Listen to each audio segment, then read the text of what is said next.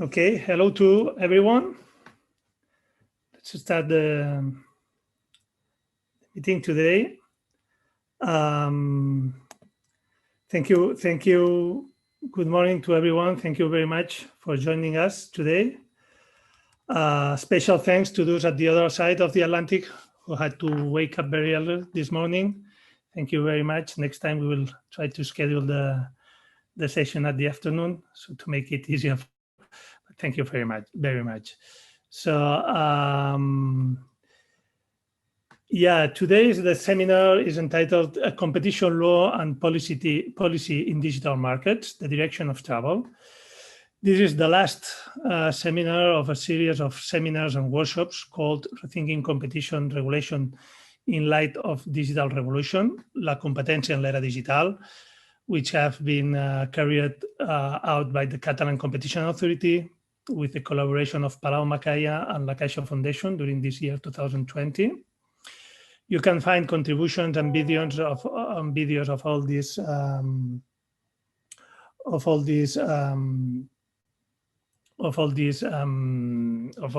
sessions on webpage. Okay.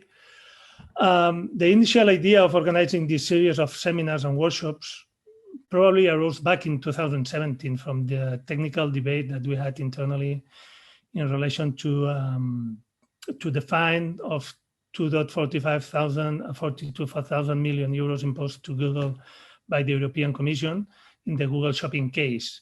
Since then, I would say, or honestly, probably a little bit before, the notion, my opinion is that the notion of market power and dominant position in digital markets is a topic that has been under consideration for many competition authorities.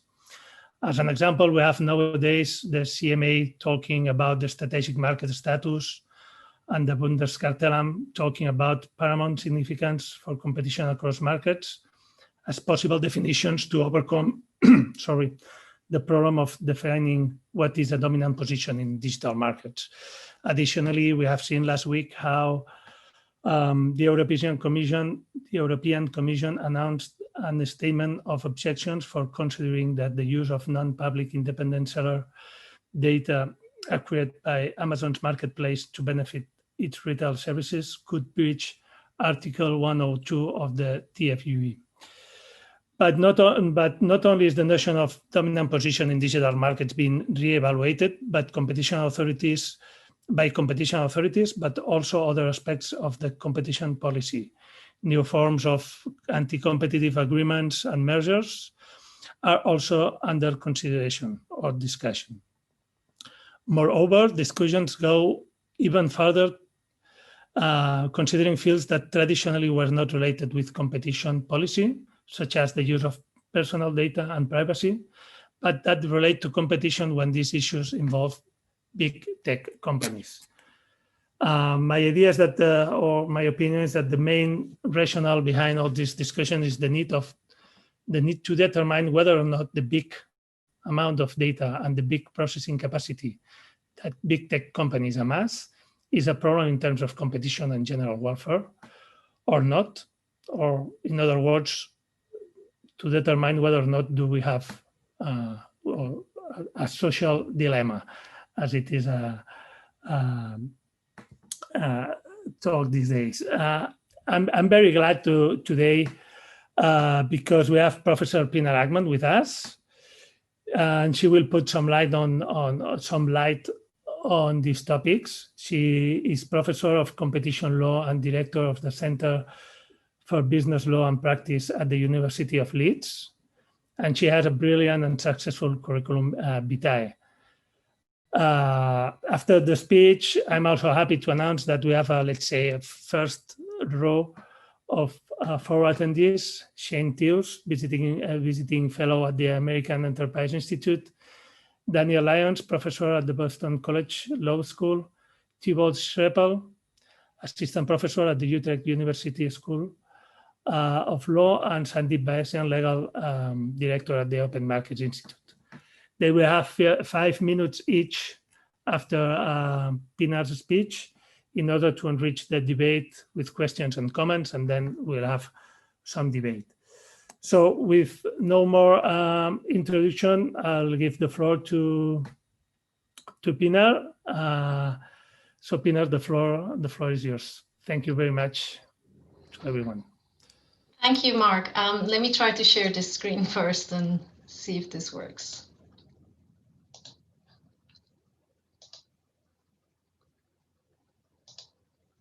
Does that work? Great. Thank you, Mark, and many thanks to the Catalan Competition Authority for this invitation. It's a real honor to be able to join you today, and I'm sorry we couldn't do this in person in Barcelona. I'd like to thank also the discussants who have agreed to join us today, particularly those of us who are joining us from the United States. It's a very early start for them. So my research over the last few years has focused on competition in digital markets. And some of my research has been looking at certain practices and types of conduct in certain markets and some more fundamental questions. And other aspects of my research have also focused on the more general question of essentially where are we headed towards in the context of adopting competition law and policy to the challenges of digital markets. In that second category, I would put a piece I prepared for the World Economic Forum, which was published as a white paper for the World Economic Forum. And that paper was the outcome of several rounds of consultations with stakeholders from all sides of the debate. And it tried to really put forward some suggestions for the way forward. So towards the end of my talk, I'm going to refer to some of those insights. Now, before I say anything about competition law and policy, I think first we have to talk a bit about the context. And this is the context in which we're having this debate.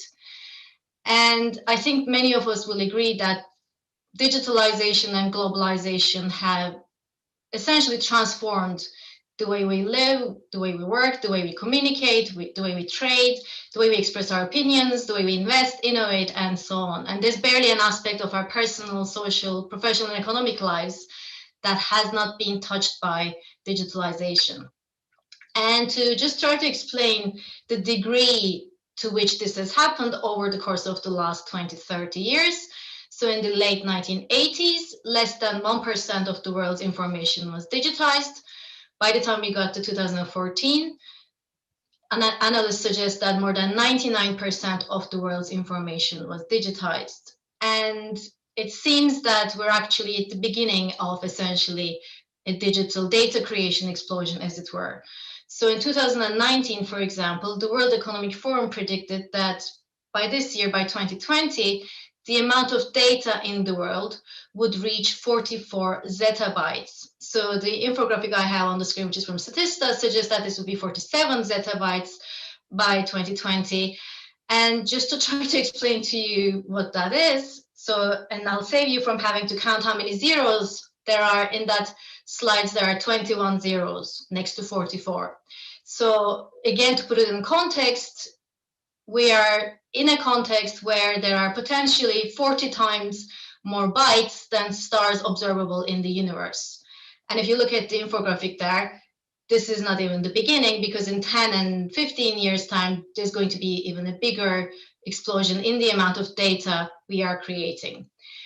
And multi-sided digital platforms, on which my talk will focus on today, have been really driving much of this digital transformation.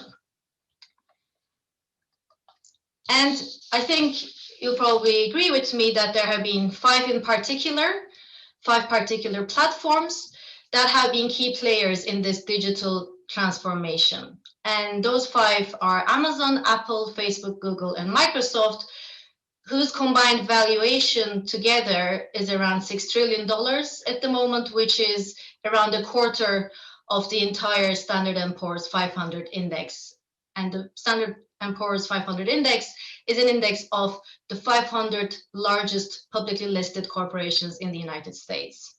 So some more facts. At the moment, again, 7 out of 10 of the world's most valuable companies are tech companies operating online platforms. So the five are the five I just mentioned, and the other two are the two Chinese tech giants, as they're generally known.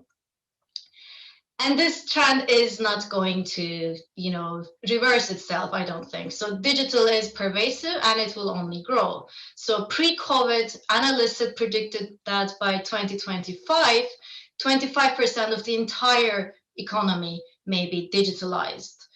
So I think there are two things to note here. The first one is that digital will only grow. And the other thing is that if in the not too distant future, a quarter of the entire economy is going to be somewhat digitalized, then it's perhaps not very fruitful to think of digital markets or digital economy, because these concepts are likely to be redundant in the not too distant future as digital spreads across the economy and throughout the society. Now, later on, I will talk a little bit about the distinctions between different online platforms and their particular features that matter from a competition law and policy perspective. But first, I'd like to say a few things about their common features. And for the purposes of this talk, when I talk about a digital platform or an online platform, I refer to a digital service that facilitates interactions between two or more distinct but interdependent sets of users who interact through the service via the internet. So this is the definition of a platform that was provided by the OECD a few years ago. And perhaps conceptually, the easiest way to think about an online platform is to think of it as a matchmaker. So a platform is essentially an intermediary, a matchmaker that brings two parties together, and both of these parties have something valuable to one another that they would like to exchange, and essentially the intermediary facilitates this exchange and reduces the transaction cost because it makes a match. And platforms come in different sizes and different shapes, but they share some important economic features. First of all, the activity in which they're engaged can be seen as the activity of orchestrating value creation. So they create value, they orchestrate the creation of value by bringing together different types of users. This is different to a traditional, let's say, seller or a manufacturer who might buy input, raw material, and produce something and then pass it on to wholesalers who pass it on to retailers to sell it on. Here, the value creation does not come from the platform producing one thing in particular as such, but the value creation comes from the fact that the platforms orchestrate others creating value. And again, it's inherent in the definition of a platform that they are multi-sided. So they bring different types of users together, and they will need at least two sides. So it could be, for example, the users of a social network and advertisers, or it could be content providers, users, advertisers, and so on. They're always multi-sided. And this relates to also the fact that there are network effects involved in practically all platform markets. So network effects can be thought of as essentially in a scenario where you will think about which platform to join, and this might be a social network or it might be another type of platform. And generally on the user side, let's say, the more of your friends are on a given platform, the more likely you are going to join that platform because you wouldn't want to be alone on a social media network. And once there's a significant number of users on one side, there will be significant numbers of users joining from the other side of the platform. So on the other side of a social media platform, it could be the advertisers. And network effects are not easy to attain. Obviously, there's a chicken and egg problem. Which side do you bring on board first? And once you bring on that side, how do you bring on the other side on board? And essentially, for most platforms, once they attain the network effects, the better it gets, the better it gets. The more friends join, let's say, a social network, the more advertisers will come to advertise to them, and then you have the positive feedback loops. The more investment the platform gets from the advertisers, the more it can invest in the platform, and the more users that investment will bring to the platform. So essentially, there's a snowball effect, a virtuous cycle once the network effects actually work. And again, perhaps unlike traditional markets and platform markets, price structure rather than price level is quite important. And that's because the platform has to solve the puzzle of which side of users it can bring on board first which will then bring on board the other side of users to the platform. And there it has to come up with a price structure which will facilitate this. And it's not so much about price levels anymore, but it's about the price structure, in that, for example, one side of the platform may have to receive this platform service at zero price for free, so that the other side can be attracted after a critical mass is reached on one side of the platform. And again, two other features of platform markets: economies of scale and economies of scope, including economies of scope in data, matter quite a lot. So generally, these markets have high initial costs, many of which may be sunk, but then it's relatively cheap to essentially bring in more users once the initial investment is sunk in the platform. And economies of scope in data in particular matter here, because it's not necessarily the case that the more data a platform has, the better its predictions become in one aspect or on one data variable, but there are economies of scope in data, in that if a platform knows not only where I am, but also what I am likely to buy next or where I am likely to go next, then those different types of variables relating to, let's say, their set of users will essentially create an advantage for platforms who can achieve the economies of scope. Now, Mark raised the question whether we are facing a social dilemma. And I think the easy and quick answer to that question is yes. And sort of taking a bird's eye view to how I see what's going on in platform markets and in the digital economy more generally, I think there is what I can see as a clear yin-yang situation, where there are at least two strongly opposed features or forces. And I'm using these concepts as shorthand. So on the one hand, we may put together essentially all the features that we can call as aspects of surveillance capitalism. And this is a term coined by Shoshana Zuboff. And on the other hand, I think we have aspects in these markets, all of which we can bring together under the umbrella of what we can call democratization of markets. And this is how OECD defined these markets in one of its studies a few years ago. So essentially, the way I see it, it's all about on the one hand and on the other hand when it comes to platform markets. So I'll say a little bit about what I see on which hand next.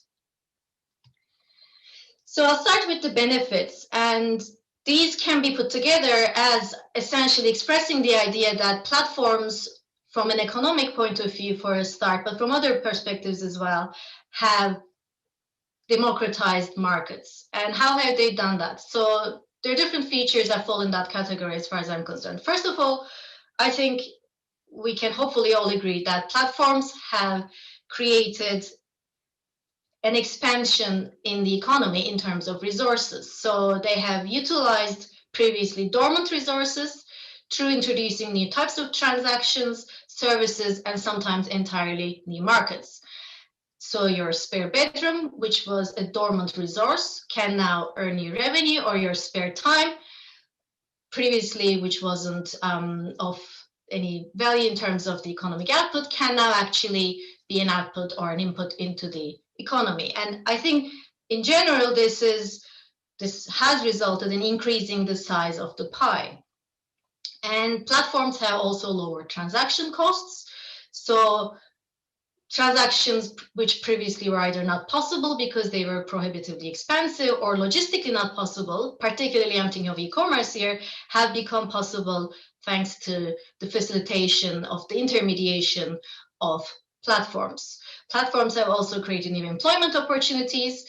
And again, perhaps we don't always talk about this, but this increase in economic employment opportunities has also expanded the workforce in ways which have enabled previously underrepresented segments of the society to take part in the economic life of society too. So one study shows, for example, that 9 out of 10 drivers driving for Uber in New York City are immigrants. And so they're really, when we look at these markets, nothing is really unidimensional. There's always more than one dimension to whichever feature we're looking at. And that's why I think this is really a yin and yang. And they have increased convenience, personalized products and services. rapid and varied delivery options, to the point that I think now competing on your delivery options is an area in which competition takes place, which perhaps previously didn't occur. In terms of democratization of markets, one particular feature here is that platforms as intermediaries have facilitated and enabled small and medium-sized enterprises from all around the world to be able to essentially open up the global markets and to make sales, which were not previously possible. And again, last but not least, they have made it easier to connect with others. They've increased communication options. And again, perhaps in the Western world, we tend to think that all that they have done is to enable us to exchange, cat videos with one another. But in other parts of the world, these platforms have also actually facilitated people to communicate with one another in the organization of protest, expressing their democratic rights, and so on. And one feature that I'd like to mention before I move on to the other side, the other hand, is that the value of the services provided by platforms is generally systematically disregarded in the measures of the economy, because the measures of the economy, the one measure we use most commonly is that of GDP, and GDP only counts something in if it's got a price tag. But we know that many of these services are provided for free, so they're generally therefore systematically disregarded when we're measuring the value of economic activity. One estimate from a few years ago is that this GDP addition to the GDP in the US alone in 1 year would be around over $100 billion. Now, on the other hand, I think the list of concerns is almost just as long.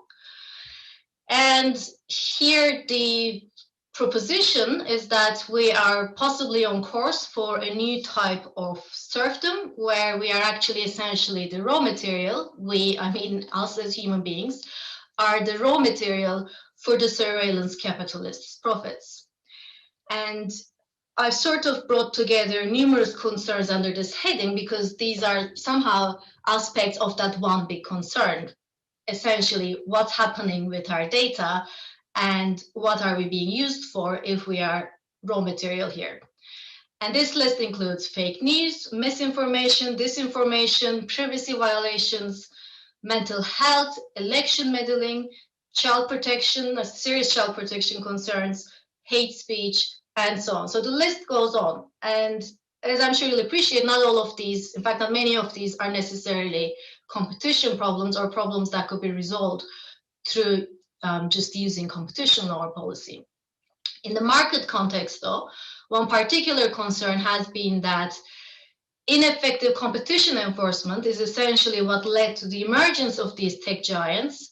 And these tech giants now have insurmountable market power. And with increased market concentration that comes from that market power, we see less innovation, lower quality of services and products, lower wages, and so on. And in some ways, actually, these features feed into those other concerns, which perhaps to a degree result from the essentially rise of market concentration and market power.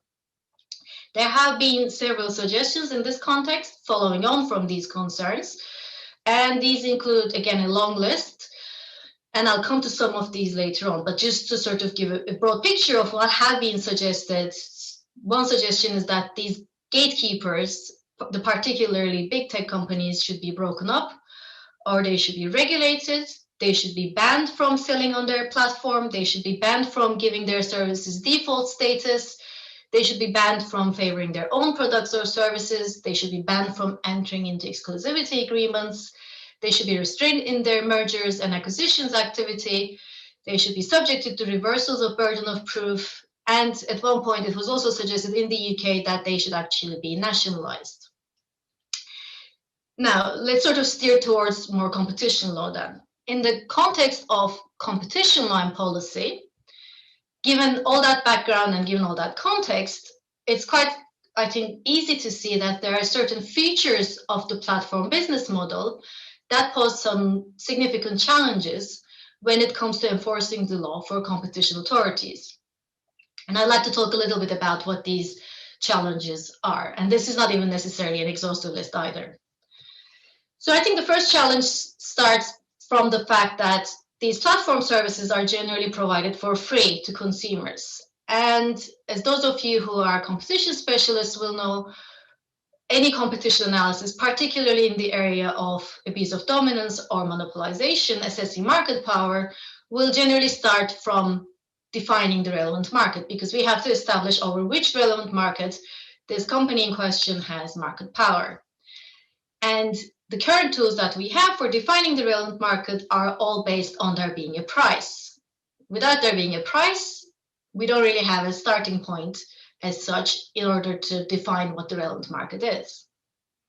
And the other issue we have in trying to define markets in markets with platforms is that because of the way platforms operate, and essentially because of that pervasive digitalization of the economy, it's also not so easy to be able to distinguish between what are online markets and what are offline markets. So are, for example, offline and online retailers in the same relevant market, or are they in different markets? And although these sound like perhaps trivial or easy questions, when it comes to applying the law, these are the first hurdles that we need to get over. And I don't think we have answers to these. And platforms not only provide many of these services for free, they also don't compete on one product or one service. So they engage in so-called ecosystem competition. Any of the platforms that I have named so far have multiple types of products or services or features. And this poses a further challenge in terms of establishing market share, which we normally use as a starting point to establish dominance. Because if the platforms are all engaged in ecosystem competition, what parts of this ecosystem are in the same market, or even if they're not in the same market, what parts of the ecosystem are relevant for assessing the effects of competition later down the line? As I said, these are all multi-sided markets with network effects, which means that it's quite difficult to get a platform to become successful because there is the chicken and egg problem, and then there is the further problem of monetization once the user sides are on board. And what generally happens in these markets is that because of strong network effects, competition normally takes place for the entire market rather than in one part of the market for market share. So generally the platform markets in the end either tend towards monopoly for these features or towards oligopolistic market structures. And this throws challenges for, first of all, measuring market power, because when you're competing for the entire market, and perhaps the only way you are going to succeed as a platform is to have the entire market, then the traditional criterion we use for establishing market power, which is market shares, is no longer meaningful, because without the market power, without the market share, which is almost the entire market, the business model will never succeed. So whenever we're looking at a successful platform model, we may be looking at very high levels of market share. So market shares are no longer as meaningful as in traditional sectors to establish market power.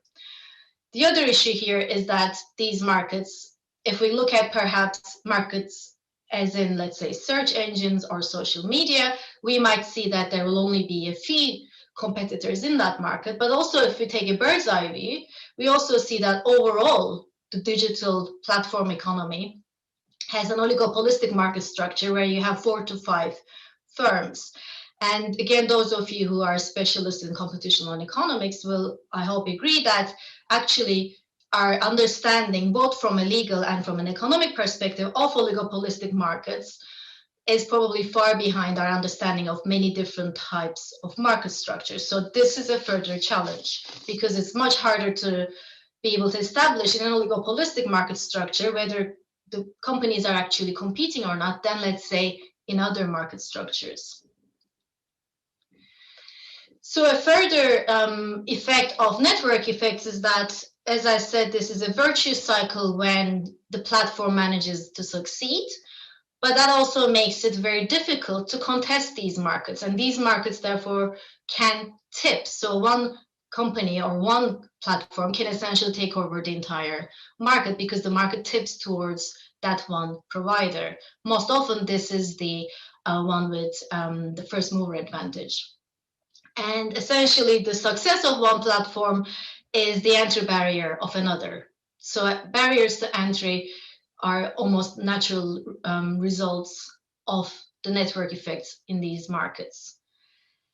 Platforms also have a tendency to move fast and break things, and this is perhaps in the nature of these markets. They're dynamic markets, and that contrasts quite starkly to what happens in competition enforcement. Competition enforcement necessarily takes a long time, and I think one of the main concerns in these markets is the time lag, essentially, between an authority being able to intervene in the markets and the markets having tipped or having essentially moved on. And just three sort of final legal sort of concrete issues that we have also seen in recent times in these markets. One of them has to do with, again, network effects, where because platforms start small and while they're trying to attain network effects, there's generally at that point not even any monetization taking place, because the platform has to figure out how to monetize the network effects at a later stage, unlike traditional, again, market structures and businesses.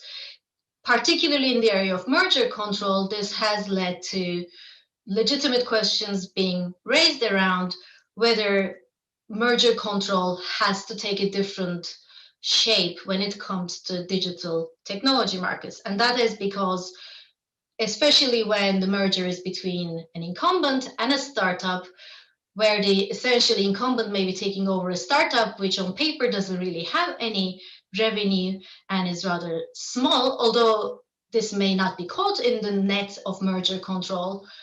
Perhaps it might be time to reconsider the net, because there have arguably been acquisitions in the past where the competitive value of that startup has been underestimated because the traditional merger control rules simply don't account for platform markets, essentially, and their features. And I've done some work also on some more fundamental questions. So, for example, from a legal perspective, we don't quite actually know what is a platform. And for competition law purposes, this is a rather, again, serious problem, a serious hurdle, let's say. I'll call this the platform gap, because at least in European competition law, we have a characterization of certain relationships as agency, and if that characterization holds, then European competition law doesn't apply to anti-competitive agreements between parties who are in an agency relationship. Now, if we think of platforms as intermediaries, there are different ways in which we can define them for the purposes of competition law. I think they're agents, but another commentator or an authority may think that the same platform, which is an intermediary between different suppliers, may also come to the conclusion that they're actually a cartel. And if we add the gig economy here and the platforms that are in the gig economy, then we also have to consider another possible relationship, which could be that of employment. And all of these characterizations are mutually exclusive. So there are some really basic and fundamental questions that we haven't yet resolved in this space. And finally, again, because of the way platforms intermediate transactions and bring different parties together to engage in an economic activity, and again, because they are active in so many different market levels and so many different markets, we also see that the traditional distinction we make in competition law, which is normally between vertical and horizontal restraints and interbrand and intrabrand competition, again, are not necessarily applicable in these markets, because we can no longer easily distinguish what is a transaction or what is an activity that affects competitors and what's an activity that takes place vertically between complements. So there are many, many challenges. And as I said, this is not even probably the full list. So this has led to, as I'm sure you know, many, many reports being issued on the topic, and many, many proposals have been made. And I've tried to sort of put them here on a spectrum, as it were. And this isn't an exclusive list of what has been proposed. And sometimes the more you move towards one end of the spectrum, the more you will have all of these being proposed on top of one another. But just to sort of present the main suggestions out there. So at the one end of the spectrum, you will have the option of doing nothing. And at the end of the spectrum, the other end of the spectrum, you will have the option of essentially breaking them up. So breaking them up here generally refers to the big tech, either the 4 or the 5 that I have mentioned before. I think both ends of the spectrum are not that particularly, how shall I say it, well informed. And I don't think either end of the spectrum is going to be where we will end either. In the middle, really, you have several options. So one option is to use existing competition law rules, but then also, for example, establish digital or technology units within a competition authority or elsewhere, so that these markets, digital markets, are sort of under, not necessarily supervision, but I suppose under ongoing scrutiny. Added to that is the option that you would also have in jurisdictions where this doesn't exist, the ability to conduct market investigations. And I call this market investigations because I'm based in the UK, and the European Commission currently calls this a new competition tool, and there are consultations taking place in relation to that. And by market investigations, I refer to enforcement tools, essentially, that would enable a competition authority to essentially carry out a market study of an entire market where it suspects that there are features of that market that mean that competition is not working effectively on those markets. But that market investigation tool would also enable the competition authority to intervene with remedies at the end of that market investigation without necessarily, and in fact, without finding an infringement on any one party's behalf. So these are not infringement investigations, and they're not directed towards one or two companies necessarily, but they're essentially looking at an entire market. So this is being debated in the EU, for example, and there's also a discussion around whether there should be separate codes of conduct that apply to platforms that are known as gatekeepers or those with strategic market status. And the idea with a code of conduct is that it's a more flexible tool than having perhaps ex-ante regulations. Now, ex-ante regulations are also being debated alongside the possibility of having specialist digital regulators. And in the EU at the moment, there is again another consultation on whether we should have an ex-ante list of blacklisted clauses, grey-listed clauses, or whitelisted clauses that would apply to gatekeepers. Further suggestions include introducing presumptions of illegality for certain practices of platforms. This can be in the merger control context, but I think this has been suggested also for broader types of practices that have to do with market power more generally, and not just in the merger context. And again, there are suggestions that in certain cases, the burden of proof should also be reversed and put on the platform with market power to prove that its practices do not violate competition law or do not produce anti-competitive effects on the market. So there's really a long list of options on sort of a wide range of spectrum. Now, given also how complex and perhaps how politicized this debate has become, I think in terms of going forward, of all these options, whatever option we go for, I think authorities and policymakers have to be guided by the evidence and only the evidence.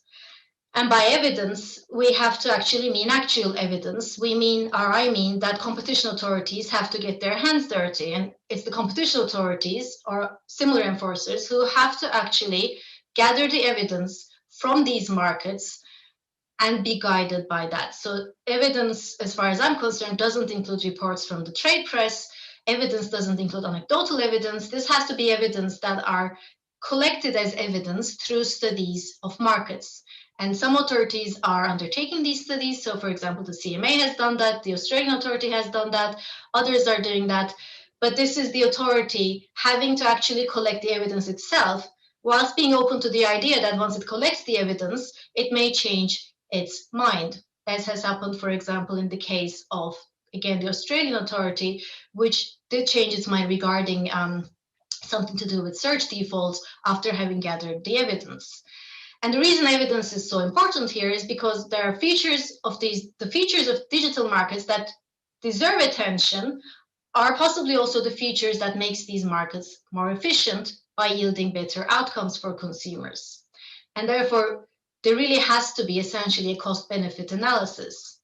And as far as, again, I'm concerned, any changes to existing frameworks would need to be guided by first an established theory, then the necessary empirical base, so the evidence, and then a cost-benefit analysis.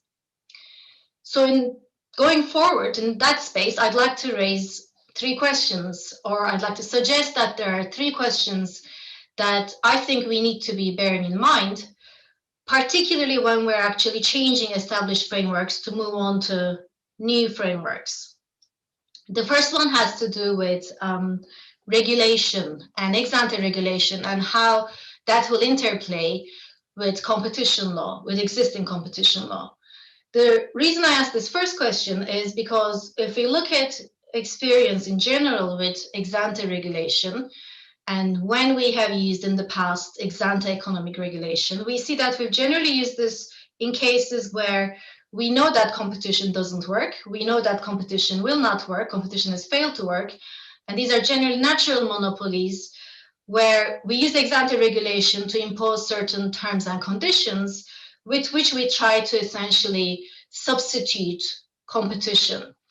Now, in the current debate, we're talking about using regulation, ex-ante regulation, in a rather different context. And in the current debate, we're talking about using ex-ante regulation that will not be a substitute to competition, but that will complement competition.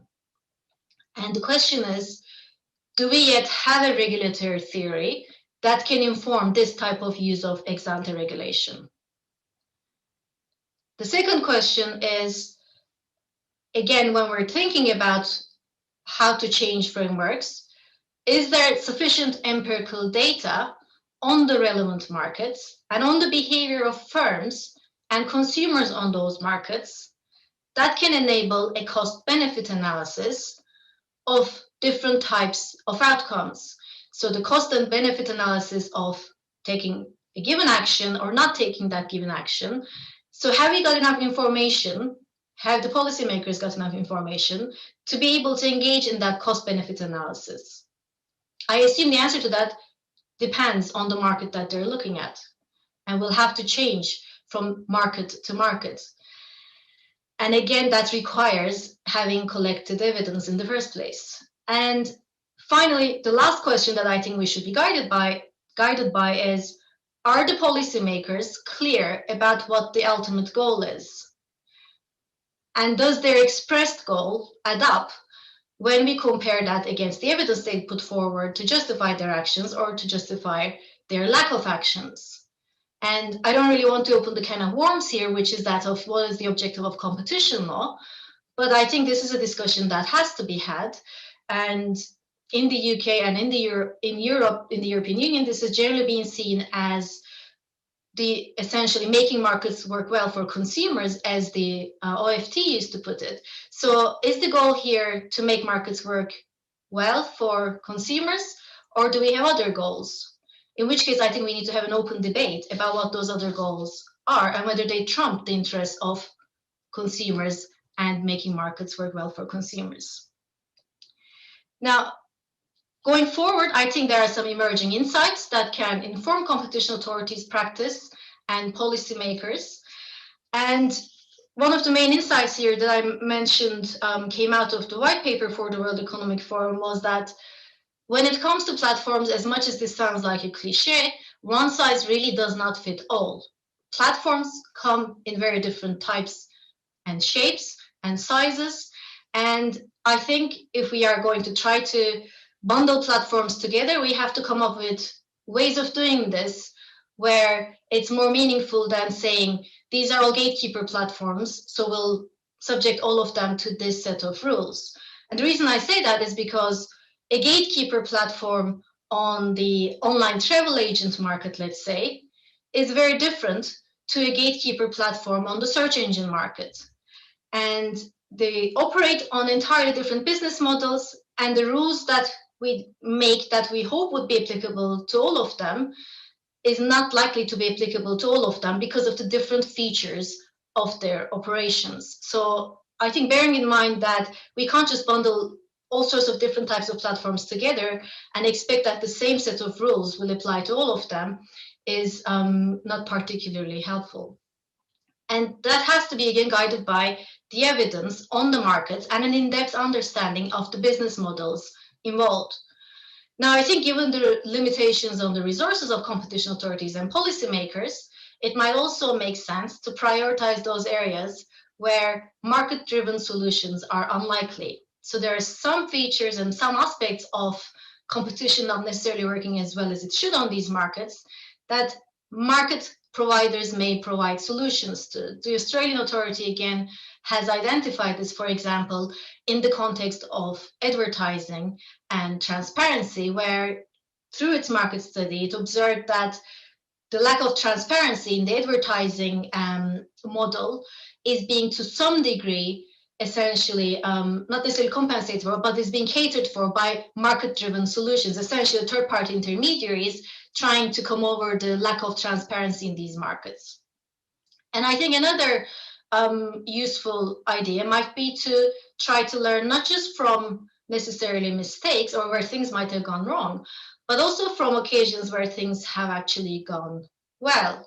So I know that competition authorities occasionally carry out merger retrospectives, and I know that these are also very resource intense, and these don't happen perhaps as often as they should. But I don't know whether, for example, competition authorities also look at also carry out entry retrospectives or disruption retrospectives. And the reason I think this may be useful is that there has been entry into some markets which were previously thought to be markets that have tipped. So an example is Spotify. iTunes was seen as having completely taken over that market, but Spotify managed to enter and dislodge iTunes. So that's just one example. But I think it would be insightful to look at what made Spotify, what were the features of the Spotify business model or those markets that enabled Spotify to successfully enter that market and dislodge an incumbent. And there are other examples too. And I think we need to be able to looking at these to gather again empirical evidence from those markets to see what are the features of these markets that competition authorities can then try to enhance given their tools that they have. Again, follow the money and follow the data. So these platforms have perhaps different features to more traditional sectors and markets, but they are still in this for making money, and generally that money is made through the data. So follow the money and follow the data. Perhaps many of the questions can actually be answered by trying to find out how this all fits together. So these are multi-sided markets, and on different sides that we look at as sort of a complex unit, we will see that exchanges of data happen in return for exchanges of money. So in some ways, some aspects of this may not be that complex, but to be able to do that, the competition authorities themselves have to have the tools. They have to have the technological tools and the expertise to go after the data. And I think it's essential that going forward, competition authorities will need to have computer scientists on board if they don't have them already. And having said that, that doesn't mean that we should have digital authorities, because if digital is as pervasive as we think it is, then a digital authority will not be so meaningful, because practically all aspects of our economic and social lives will be to a degree digitalized. Another, I suppose, aspect that I don't see many authorities paying attention to is digital literacy. So another fact here, which is that by 2030, it's predicted that 90% of the entire global world population older than 6 will be online. I find that fact quite scary, I have to say, because I've recently carried out an empirical study, and I don't want to spoil the results of that because I haven't yet published it, but this was a large empirical survey of asking over 10,000 consumers across 10 markets how much they understand about what's actually happening let's say when they go and search for something on a search engine. And again, I don't want to give away the results, but I think you'd be shocked when you find out the level of misinformation. It's not necessarily even misinformation, it's simply the level of unawareness of how things work on the internet. And again, as far as I know, the Australian authority here is the only one who actually spent time in that market study explaining how important it is that we have to up the game when it comes to digital literacy. Consumers, starting from children, have to understand how these platforms work, how these markets work. And unless consumers are educated, unless consumers are empowered through that education, I don't think competition will, in the long run, work in these markets.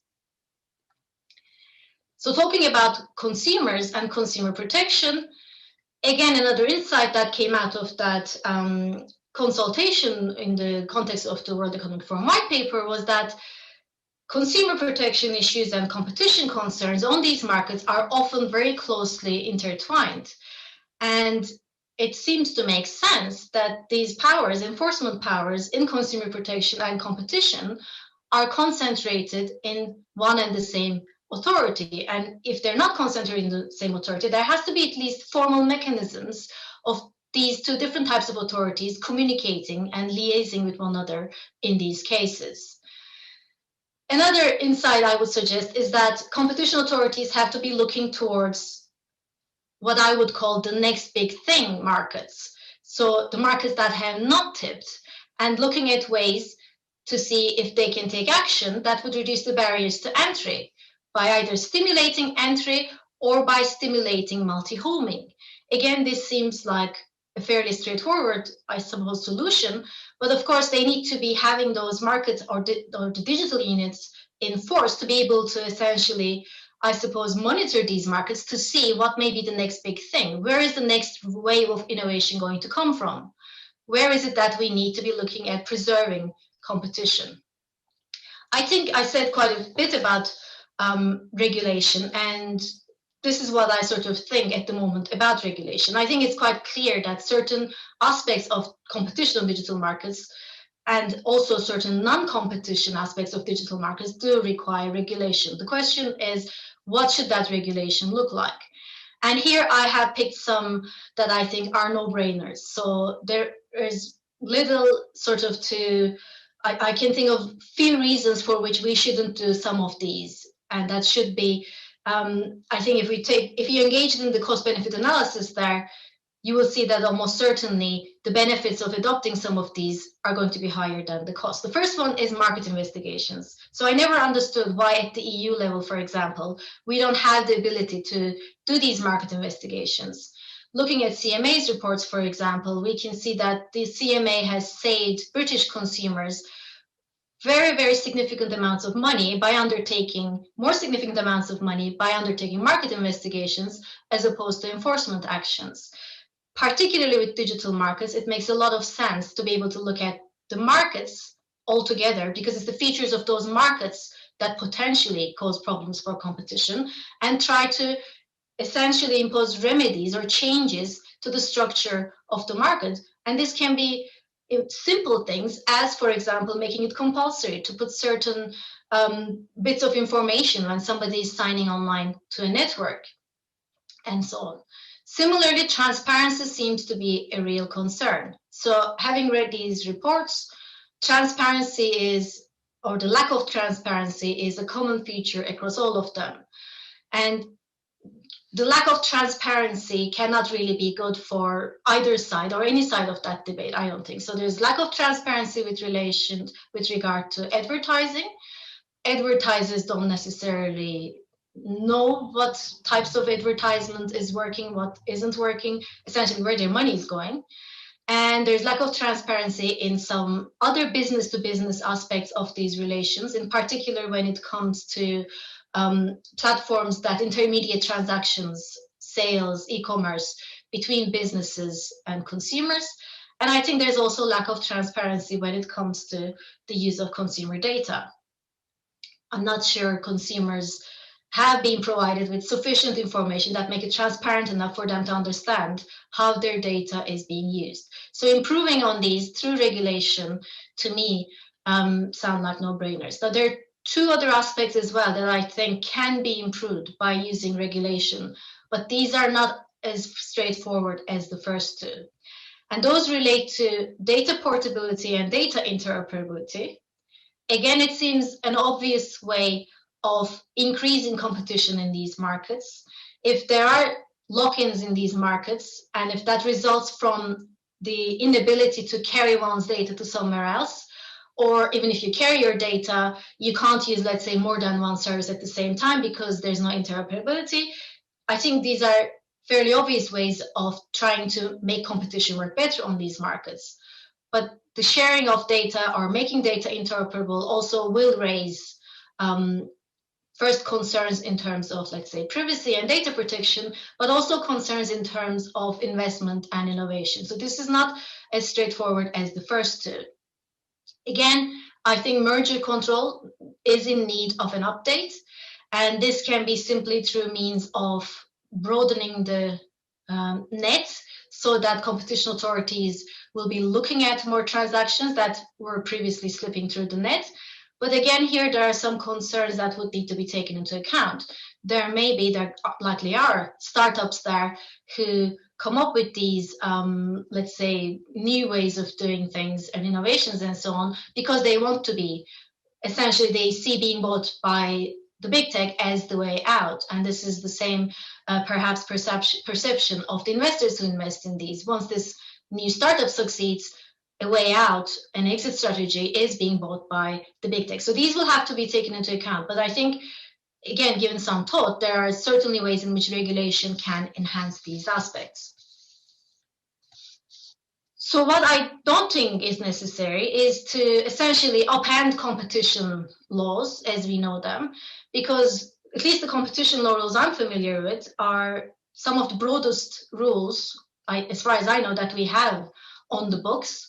The way they're worded, they can practically catch all types of provisions depending on how you interpret them. So their flexibility, I think, here is a feature that should help competition enforcers in their application of the law. And if we actually look at the current proposed ex-ante list of blacklisted conduct that's being debated at the EU level, we see that all the examples of practices there are practices that are practically covered under existing EU competition rules. So that, of course, raises the question, why would we want to change the fundamental rules themselves if all the practices we are concerned with are already covered by those rules? Now, having said that, I think there are certain tools, which I already mentioned, that clearly need to be rethought. These include market definition. I mean, we need to find a way of defining these markets properly if we hope that the rest of the analysis will follow correctly. Same goes for market power, same goes for oligopoly competition. And I think there's a lot to be done by economists here in particular, because I think economists will have to start agreeing on some of the fundamentals here. Because if we look at the literature now, if we look at the commentary, we'll see that prominent economists still disagree on the question of even whether they're still concerned with increased levels of concentration. And they'll have to essentially find some common way of agreeing on some of the fundamentals like that, if essentially economics is going to continue to contribute to the practice of competition law and policy. Similarly, prominent economists still don't agree on how to define barriers to entry. So these are fairly basic questions, perhaps, but they are underlying some of the cases that either don't ever happen because there's disagreement on these, or that get essentially hung up on these issues. So to conclude, I think having considered really the background and the rules and the business model and the challenges, there are really no simple policy, legal, or regulatory solutions here. So these are dynamic markets, and whichever way we move, whatever the direction of travel, the responses will have to be dynamic as well. And the responses that we give will also have to be continuously reassessed in order so that they don't become irrelevant. Market investigations, as in the UK, which would facilitate the imposition of remedies to make those markets work better, seem like potentially invaluable tools that competition authorities can have if they don't currently have these rules. And having sort of said all these things competition authorities can do, I'm also fully aware that they will be restrained by capacity constraints. These actions will all need resources, and they are essentially faced with some of the largest companies on the planet. So it's also obvious to me that competition authorities will have to engage in more formal cooperation with each other. So this could be through regional networks or broader international networks, but they will have to join forces as far as I can tell. And they will have to join forces also because the companies that they are looking at are all global businesses active in practically all the countries in the world, and these need global responses. Having said that, I don't think that every problem that I have talked about today is necessarily a competition law problem. And I think it would be a useful exercise also to establish which of these are actually competition law problems or could be resolved by competition authorities. In fact, even those problems which appear like competition problems, because of this complexity of the world we're living in, are not necessarily even pure competition problems. I think particularly in the space of technology platforms, it's hard to imagine that any competition law problem will not also involve an element of data. It will involve an element of data, and it's quite likely it will also involve an element of data protection and consumer protection. And this would suggest that we also need new frameworks for these cross-policy cooperations. And as far as I know, we don't currently have these. So the Data Protection Authority does one thing itself, the Consumer Protection Authority does one thing itself, and the Competition Authority does something else. But particularly going forward in relation to digital markets, we need established frameworks for these authorities to be able to cooperate with one another and also with their international counterparts. I don't think that this requires some of the radical changes to competition law, such as introducing presumptions of illegality and reversing burden of proof, because I think for that type of change to existing frameworks, we would need to have systematic evidence that we have tried to apply the law in this case, we've tried to apply the law in that case, we have all these cases in which we tried to apply the law and it failed. I don't think we can say that, at least for the application of EU competition law. And according to one database, in the last 5 years, there have been 30 cases in the EU against platforms. So clearly, the law is capable of being enforced as it is.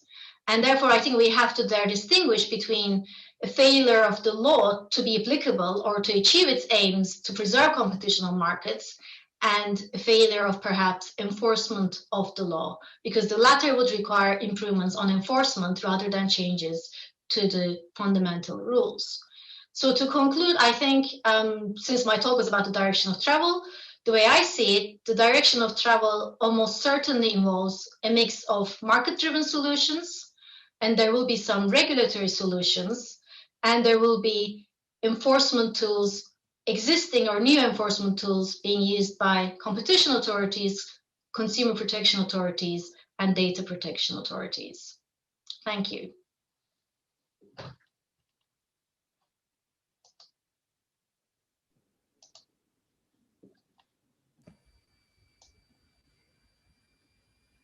Okay, Pinar, thank you.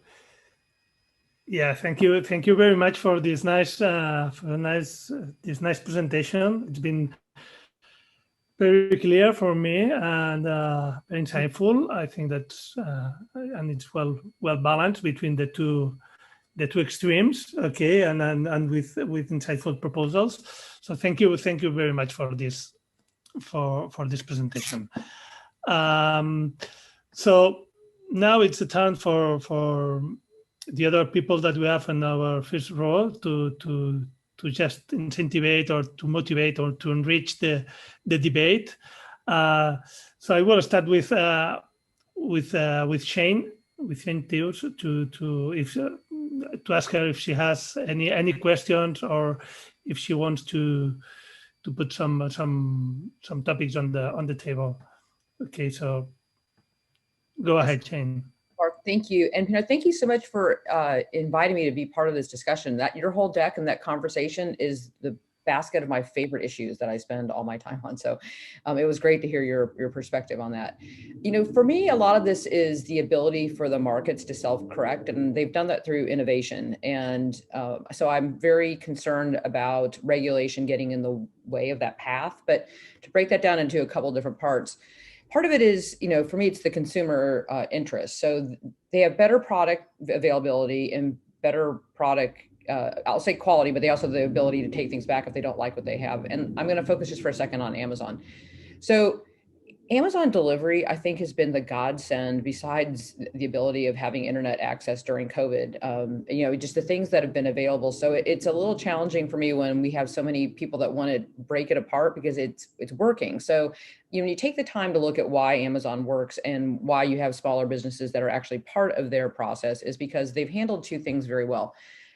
Logistics, which is always a huge part of getting your items to market, especially if it's across a country or across the pond or wherever it is that it needs to go. I was actually in Barcelona for a meeting 2 years ago, and I just wanted something, and I was talking to the Amazon lobbyist, and I go, you know, I'm so used to just putting it on my Prime and having it come the next day. She goes, well, you can still do that, just deliver it to the hotel. And I was like, okay, I just hadn't gotten out of my mindset that Amazon only comes to my house. So the logistics have been, you know, the ability to get so many different products, I think, is something that we need to focus on. And then the other one is and it's now no longer proprietary, but they were the first ones to use one-click. So one-click made the process so much more frictionless. I didn't have to constantly key in my delivery information or my payment information. And since that has gone off of being a proprietary algorithm in the last, I think, 2 years, we've seen other things. We've seen PayPal restructure itself to be a similar, it's one step beyond just being on the website, but I usually can go to PayPal to take care of those two things, my friction and my payment process. We have Shopify here in the United States. I don't know if you have it in Europe, but it's very similar. And it allows you to be on a separate website besides Amazon and still have that ease of capability of purchasing the item and not having to key in all that information.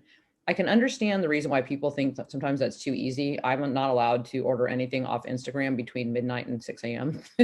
because it is so easy. And I got this lipstick because of that. So the entry to the market and distribution, I think that the European Competition Authority is looking at an interesting question, which is, well, looking at one side of the question, I think it needs to be a balance. You know, is there harm because some of these items are being emulated into the Amazon marketplace? And are they doing that because they're using their information flow off big data to bring things to market at a lower price point? And I'm going to get back to that in just a second, because once we get past the technological tools that are built into the platform that allow for logistics and payment, you have the big data question.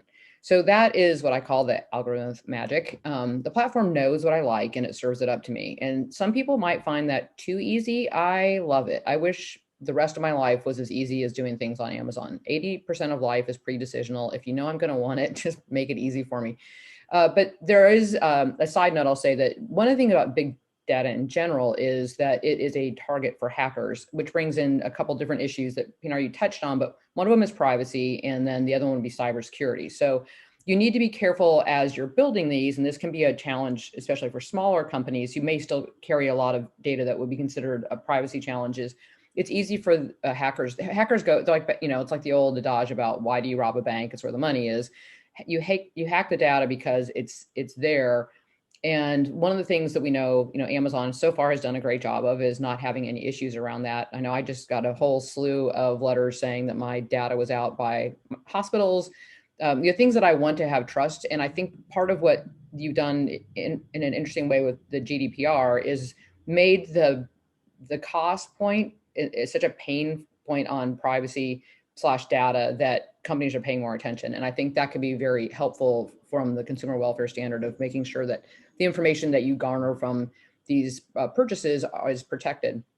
And then the second part is analog versus digital competition law, or just laws in general. When I'm a huge user of Uber, and I dipped for a while at the beginning of COVID, but I feel safe with the way they're handling it, so I'm back. And I have several friends who are, they're very supportive of, let's say, labor unions, and they won't use Uber because of it. And I'm like, well, that's your choice. But the other thing is these taxi companies could also just either develop or hire somebody to create an app. I'd be just as, the friction point, once that's gone, I'll take a taxi, but you don't make it easy for me, right? So I'm going to go to what is that point. And so from that perspective, I can understand that it's important that consumers understand, the full measure of what they're doing, but you see that there's others that have just chosen not to use the innovation. And then go to a true analog perspective is, I'm going to use Costco as an example. So Costco is, an earlier adopter of almost the Amazon model, is that the logistics point was you would go to a big warehouse and then you would get a popular price point on items because they took most of the logistics travel out for you and you had that savings. But when people get upset about the one example that gets used on Amazon is this carrier that you can put in your car that apparently they think Amazon emulated it and tried to knock that guy out of the market, is, Costco's been doing a version of that for a long time. They have, and I'm not a Costco shopper, but I go with my dad and he gets excited when we go there, they have private label on multiple food items and on items like golf balls or things. So they do have a big data algorithm as well. It's a little lagging compared to the leading capability of Amazon, but a lot of people are benefiting from that algorithm because they know that there's popular items and then they bring them into their supply chain. And most of the time, that supply chain is not Costco. Costco doesn't get into the business of making golf balls. They hire someone out, and that's always the big guessing game, is who it is. Who's the current wine that everybody loves that's actually under a private label. So I think there's some interesting examples that we need to take a look at. The key thing for me, being a consumer, I think that we need to put the consumers first when it comes to any changes in the competition law, because it's very important that we don't get in the way of innovation. And Pinar, you brought up multiple examples of the things that we need to make sure that competition law is looking at. And I also note that the one thing that's always challenging for me is the precautionary principle in Europe, because you're assuming some things that may not come to fruition, which could be very inhibitive in the market. So key focus for me on this overall debate is the consumer welfare. Is there actual harm? And then when we go to things like big data, is we just want transparency, not necessarily transparency and accountability. So I want to know what information is being collected. I don't necessarily need to know the secret sauce of what the algorithm is doing with it, but I'd like to know what part of my consumer information is there. And most of the big platform companies are, you have the ability to go look and see what data is being collected on you. And the other one is accountability. Once they have the data, how are they using it? Is that in line with current regulatory practices? And do I just have a clear understanding of what's going on with the data once it's collected?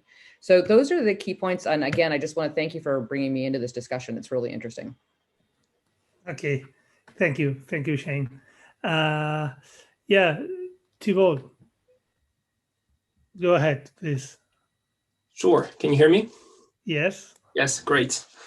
So first of all, thanks again for the invitation. I'm afraid I'm going to be a bit annoying because I very much agree with pretty much everything that Pinar has been saying. So instead, I will just have 4 things that I want to add to the discussion. So we'll proceed in that order. The first point, and that's something that came to my mind at the beginning of the presentation, to me, it seems that one of the big issue in terms of big data and competition is, do we think that companies could eventually get rid of uncertainty because they have the data, right? We know that for now they do an okay job, but we have lots of examples where they failed to acquire a company. I mean, Yahoo failed to acquire Google, and MySpace failed to acquire Facebook for $1 million, which now seems crazy, right? So the question is it possible for them, because of big data, to have a better view?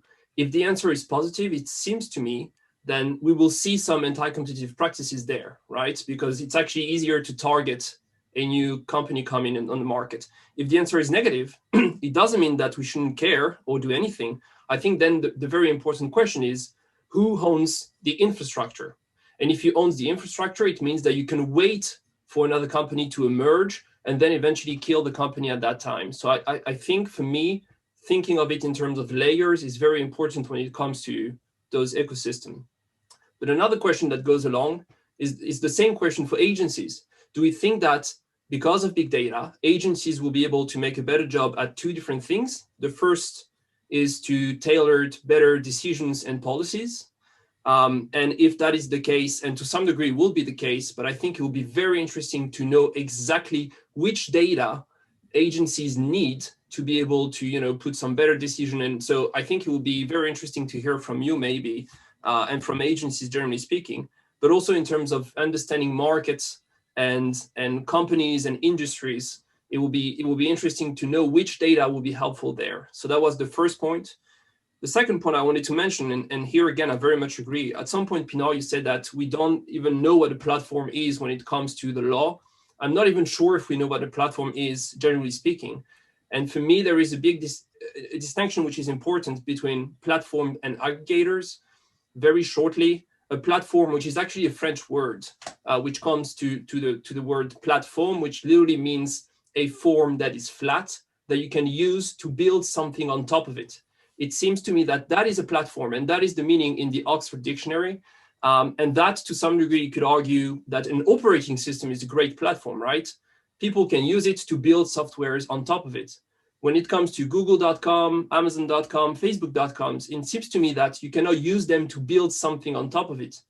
What they do is that they take data that exists already, and they combine those data, and they will give it to you in a certain way, which supposedly is convenient for you, could be convenient for them.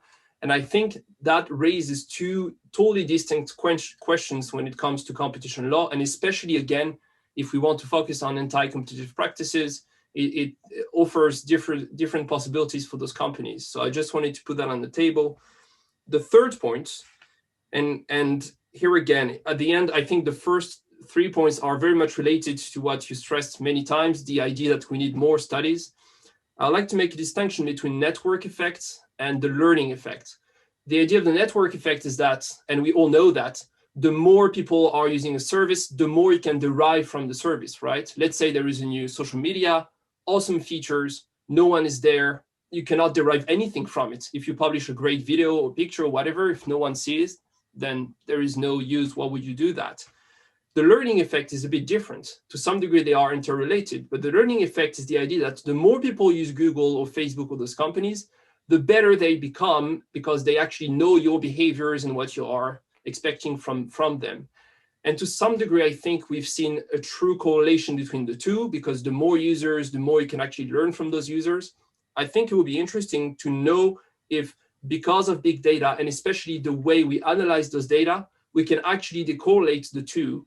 And potentially you could argue that you could be a small startup with not really a network effect, and yet you have few data, but you can analyze those data in a better way and therefore learn from your users and compete with tech giants, or not. But once again, I think it will be interesting to see, and indeed, when you mentioned Spotify, I think it's a great example. And we've seen Apple Music, and we were told that Apple Music will take over Spotify because they have more users and therefore more learning effect and network effect, and it's not really the case. So that's the third point that I wanted to mention. As for the fourth, it's a bit different. I wanted to come back to what you mentioned in terms of ex-ante regulation and all of the tools that we may have in the future. It seems to me that, and from a French perspective, this is something very strong, and that's the way I was raised as a lawyer, so I'm definitely biased there, but I was raised being told that the idea of the procedure is very important, and a procedure is something that will actually allow you to get to the facts and to understand what's happening. And by the way, in the US, especially in the field of competition law, we discuss all the time the School of Chicago and the Harvard School, and now the George Mason or Neil Brandeis schools of thought. There is another one that is never mentioned, which to me is very interesting, which is the School of Legal Process, School of Jurisprudence. And the idea was to say that we need case law to understand what's happening. It seems to me that we do not understand yet what's happening on digital market. It doesn't mean that we shouldn't do anything, and I've been mentioning a few areas where potentially there are practices we should tackle.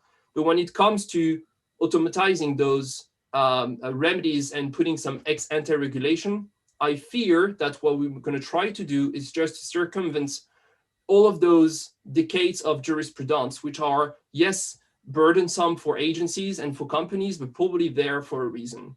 So it's just something that I wanted to put on the table, because I think to some degree, we need to discuss whether or not, what's the role of the case law and going to the agencies and arguing instead of just regulation and having a blacklist of practices. So again, thanks a lot for the invitation, for the talk, and I look forward to the rest of the discussion. Thank you, Thibault. Yeah, I suggest that to finish the four interventions and then we open the discussion. So Sandeep, go ahead. I'd like to see your insights. Wonderful. Thank you so much, Mark. It's an honor to participate in today's discussion and respond to Pinar's interesting presentation. So I'll offer a couple of points. I think to begin with, it's important to really separate the technologies we're discussing, whether it's e-commerce, search, or social media, from the particular organizational forms and particular business practices. There's no one-to-one correspondence between a certain technology and a certain organizational form. And Amazon itself shows that we can have different organizational forms, for example, providing e-commerce. So if you look at Amazon's consumer-facing e-commerce business, there are at least three distinct lines of operation. First, Amazon functions as a traditional retailer, purchasing goods at wholesale and reselling them at retail. So for example, it buys Nike shoes at wholesale and then resells them on its own account. Very similar to a traditional brick and mortar retailer. Second, Amazon also sells its own private label brands, for example, Amazon Basics batteries, typically contracting with the manufacturer and selling these products under a new Amazon-specific label. And this business is not that different from discount retailers in the United States and Europe. Third, Amazon also has a marketplace where third-party sellers, which now amount to millions of sellers in the United States and elsewhere, come to Amazon and sell directly to consumers, using Amazon simply as a marketplace. This is very similar to what eBay pioneered in the late 90s and early 2000s. So I think when you dig into all these companies and these markets, we often find that the technology is new, but the practices and forms are often quite old and well established. So take the recent government case in the United States against Google. Google is not being prosecuted for making a better search engine. It's being prosecuted for really two distinct practices. First, it is accused of tying various apps together. For instance, it has told handset makers that if they want the Google Play Store where Android apps are bought and sold, they also have to pre-install Google Search and other Google apps. So this is a classic example of tying. Second, Google is accused of requiring exclusivity or inducing exclusivity from handset makers. For instance, in the case of Apple, Google is accused of paying the company around $12 billion every year to exclusively pre-install Google search tool at the expense of Bing, DuckDuckGo, and other search engine rivals. So if you look at this case, it involves tying and exclusive dealing, practices that have been challenged for decades. And in the United States, it's actually subject to its own law, Section 3 of the Clayton Act, which restricts the use of tying and exclusive dealing by firms with market power. So the practices are old. It's the technology that seems new and novel. And I think the Google case raises important questions of fair competition. What are the practices that firms can use to gain an advantage over competitors? And I think it's useful to step back for a moment and realize and recognize that the law structures markets in general and competition in particular. There's no such thing as a free market. Every modern market is a product of extensive state-defined and enforced rules, starting with property, contract, corporate charters, but that's just an illustrative example. And I think Katerina Pistor's recent book, Code of Capital, is a great resource if you really want to understand how the law structures markets. She focuses specifically on modern financial markets and how revisions in the law contributed to the 2008 financial crisis. So when we're debating competition law, competition rules, we're really debating different configurations of rules. No one is actually debating a quote unquote free or unregulated market. So at present, we have a set of rules that generally favor the interests and prerogatives of the executives and shareholders of large firms. And we could easily have another set of rules that favor the interests of workers, small firms, and consumers. And recognizing the state construction of the market, we soon realize, not all methods of competition are permissible. There are certain forms of competition that are restricted or prohibited entirely.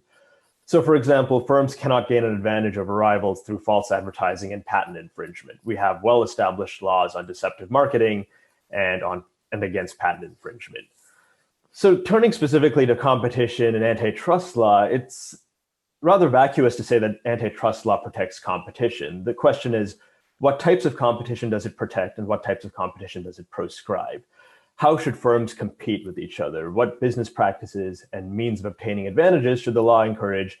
And what practices should the law restrict or prohibit entirely? So we really need to have debates over fair competition. What are the rules of a fair marketplace? So we could have one set of rules where firms are encouraged to compete by making better products and treating customers and workers fairly. We could have another set of rules where firms compete by mergers and acquisitions and through union busting and suppression of wages. So to make this a little bit more concrete, take the example of Uber. The issue with Uber is not really the app. The app, as far as I know, based on conversations with software engineers, is a fairly trivial piece of software. The objection to Uber is it breaks laws of general applicability, such as labor and employment laws, local municipal cab rules, and also has the privilege of losing money indefinitely thanks to its backing by venture capital firms. So Uber is not being criticized for making a better service or offering something new and more convenient. The issue with Uber is that it's engaging in unfair competition by violating laws of general applicability. So Uber is functioning in many ways like an athlete who uses performance-enhancing drugs to acquire an advantage over rivals on the field. So I think we have to return to first principles, figure out what does a fair competition look like? What is a fair marketplace? What are the practices we want the law to encourage? What are the practices we want the law to discourage? And the law does this one way or the other. There are implicit notions of fairness bound up, even in existing market rules. And I think to end on a note of agreement with Pinar, I think collecting evidence is very important. We need a much more empirically oriented approach to competition law. At least in the United States over the past 40 years, law and policy has been driven heavily by simple and often simplistic theories and hypotheses. If you read court decisions, they're often driven exclusively by deductive reasoning with little engagement with how businesses function, with how customers make decisions. It's often very simple economics 101 that's driving results in court decisions and often in agency policy as well.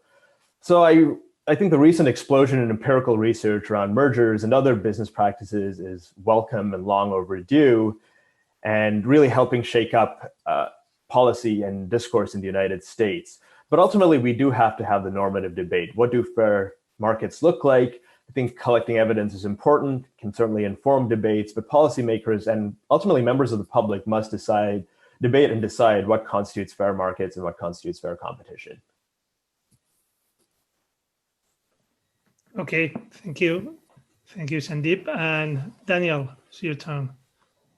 Great, thanks. And thanks for the invitation. I think that was a great summary of where we're at. And a very balanced presentation of both the opportunities and the challenges that are facing the digital economy. I particularly appreciated the spectrum of potential suggestions for regulatory response. And I second, or maybe even third, the call for evidence data-driven analysis focused on improving consumer welfare through cost-benefit analysis. And I also agree, Pinar, that the push to expand competition law to become a tool for other social concerns like privacy or speech is suboptimal. Just because we have a hammer doesn't mean that every problem that we face is a nail. So just some quick additional thoughts in no particular order, and I don't think any of these are challenging what Pinar was saying as much as building on the insights that she brought. One is that digital market issues often look new, but there are old offline analogs to draw upon, right? So for example, offering consumers free products is unusual, but free is not necessarily new. Social media companies are not the first industry to figure out that you can give away a product to consumers for free and rely on advertising revenue. That was, of course, the business model for traditional radio and television broadcast. And antitrust regulators didn't hesitate to bring cases to police competition in those traditional markets. And similarly, the issue of sort of paid product placement or preferential search results, right, strikes me as not much different than manufacturers using trade spin to buy preferential shelf space in retail stores. So these practices are sort of new twists on old models. But I think Pinar is right that digitization is making these issues far more complex. I like the way she framed the issue of ecosystem competition. And I agree that the challenge becomes, how do you determine market share or market dominance? Because it's hard to define what exactly the market is. Professor Tim Wu, who was the brain who coined the net neutrality phrase, described social media companies as attention merchants. And I think that really kind of captures the universe of what's happening, at least in that corner of the internet ecosystem. Right? Facebook is competing against Twitter, but it's also competing against things like traditional broadcast television, because what they're trying to do is attract eyeballs, slices of the consumer's most limited, scarce resource, which is time. And that becomes really hard to measure, right? Because the competitive effects are coming not just from existing markets or adjacent markets, but also potential markets, right? Entrepreneurs who are trying to figure out how to break into that field if, in fact, the existing oligopoly makes a misstep. And that sort of specter of potential competition is really hard to measure through data-driven efforts. I think it's helpful along those lines. This is my second point, is recognizing the importance of dynamic or disruptive competition, right? I think if I were to criticize existing competition law, at least from an American perspective, which is where I'm the area I'm most familiar with, regulators too often focus on creating space to recreate a second competitor who's doing what the current subject is doing, right? So the cry, for example, to make sure there's space for a second Facebook or a new Facebook. And it creates a bias toward, in many ways, recreating the existing model. But in platforms, what we see oftentimes is dynamic, disruptive competition, right? The idea is not to create a second Facebook, but to tweak the existing model to do it better than Facebook. And that requires making space for companies to experiment. One concern that I have with regulation, particularly sort of prophylactic regulations like ex-ante rules or structural separation rules, is that they can be kind of short-sighted. They can intentionally or unintentionally lock in existing business models in ways that can limit the planes of potential competition. If you go talk to the business guys, right, they'll say it's hard to predict in advance which models are going to win.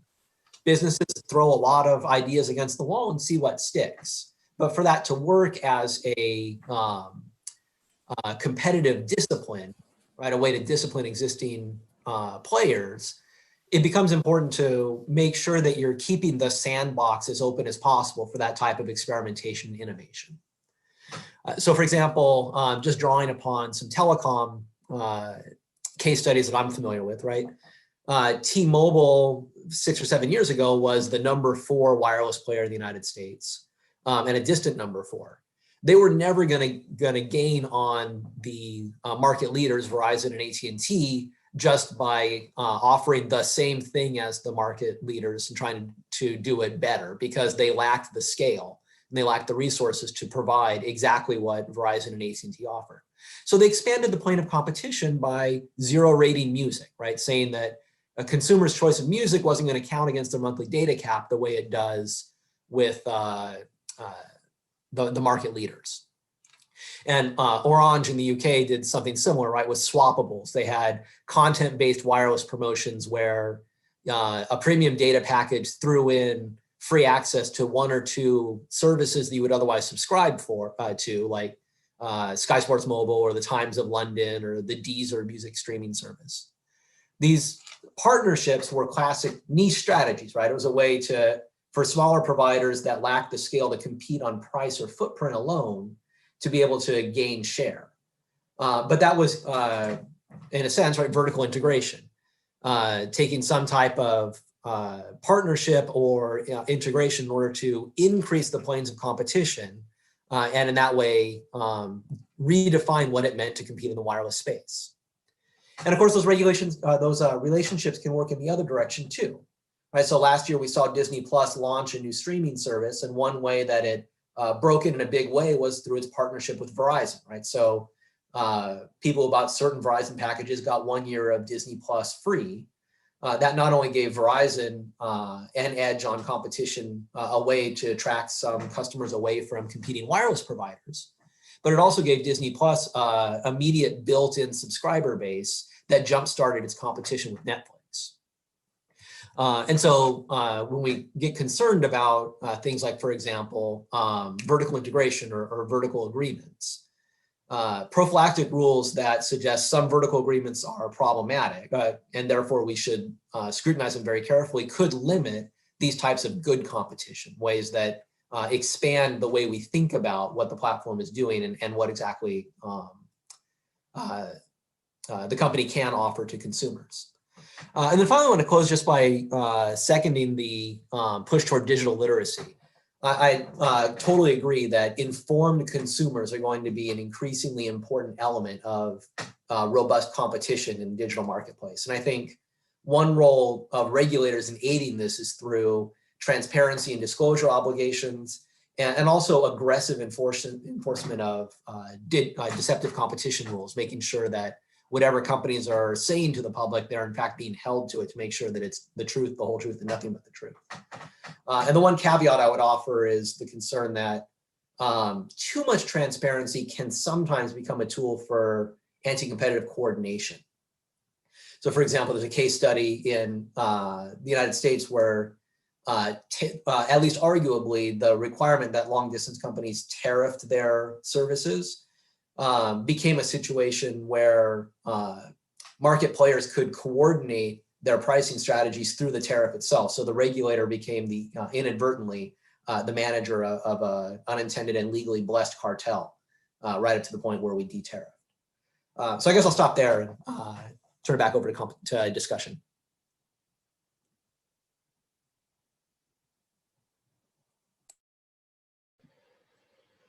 Yeah, thank you, Daniel. Well, very much, many topics on the table.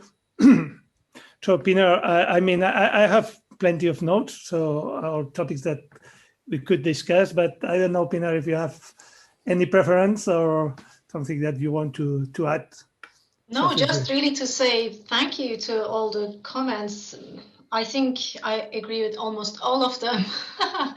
So, bar one or two. I mean, I'm very pleased that we can find common ground, and there are lots of. I think we have raised a lot of questions. I just fear for you, Mark, that we've raised so many problems that we haven't quite raised so many solutions to those problems. And I don't know where this leaves competition authorities and, regulators. But no, I mean, I don't have anything in particular to respond to. So happy to take your comments or questions. Yeah. Do you think among all the topics that you have put on the table, yeah, well, we have a problem, well, we have many problems, but one of all the things that you said is the thing about collaboration. I think that the practices that are taken by, well, digital markets are global markets, so this is a big problem, even or much big problem for us, which we are a very small competition authority compared to other authorities. So collaboration and cooperation, and it's much more important for us than, for example, for other big authorities. But yeah, this is a problem for us when we tackle digital markets. But apart from that, one thing that is on the table is, there's an open, there was an open consultation of the European Commission, and this open consultation about the Digital Service Package Act was mainly about the figure, the role of the gatekeeper. And one of the things that we put on the table today is, could we define what is a platform or a gatekeeper, or can we set